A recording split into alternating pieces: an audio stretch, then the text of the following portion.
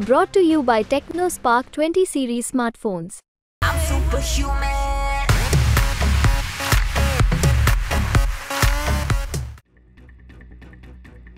Bahrain के king Hammad बिन ईसा अल खलीफा रूस के दौरे पर पहुंचे और उन्होंने रूसी राष्ट्रपति व्लादिमीर पुतिन से मुलाकात की।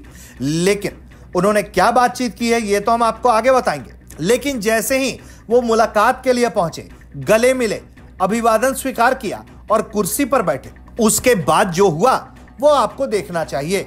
दरअसल बातचीत शुरू होने से पहले नेताओं को कान में ट्रांसलेटर लगाना होता है ताकि जो नेता अपनी भाषा में बात करें वो सामने वाले नेता उसे अपनी भाषा में समझ पाए।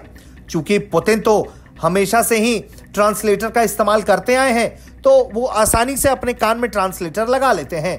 लेकिन सामने बहरीन के किंग हैं और उनके सहयोगी हैं। वो देखिए बहरीन के किंग किस तरह से कान में ट्रांसलेटर लगाने को लेकर बहरीन के किंग कंफ्यूज दिखाई दे रहे हैं। वो लगातार कोशिश कर रहे हैं कि वो ट्रांसलेटर मशीन उनके कान में फिट हो जाए, लेकिन उनकी तमाम कोशिशें भी फेल हो जाती हैं। वो इसे लगाने में नाकाम हो जाते हैं। वहीं इधर पुतिन का ध्यान इस बात पर जाता है तो पुतिन भी अपना ट्रांसलेटर कान में से निकालकर दिखाते हैं कि किस तरफ से आपको यह ट्रांसलेटर लगाना है और कैसे इसे आप अपने कानों में फिट कर सकते हैं। और फिर पुतिन भी ये ट्रांसलेटर अपने कान में लगा लेते हैं। उसके बाद बहरीन के किंग लगातार कोशिश करते हैं, उनसे नहीं होता है। फिर वो अपने सहयोगी के हाथ में ट्रांसलेटर देते हैं, वो उसे सीधा करते हैं और फिर बहरीन के किंग अपने कान में उस ट्रांसलेटर को लगाते हैं और तमाम जद्दोजहद के बाद वो ट्रांसलेटर लगाने में कामयाब हो जाते हैं। लेकिन जिस तरह का जद्दोजहद उन्हें करना पड़ा,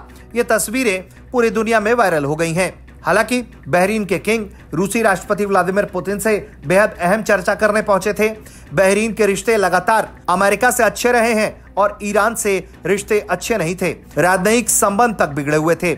ऐसे में बहरीन के किंग ने रूसी राष्ट्रपति व्लादिमीर पुतिन से बैठक की और इस दौरान उन्होंने कहा कि बहरीन और ईरान के बीच राजनयिक संबंधों को बहाल न करने का कोई कारण नहीं है। 2016 में तेहरान में सऊदी एम्बेसी पर हुए हमले के बाद बहरीन ने ईरान के साथ अपने रिश्ते खत्म कर दिए थे।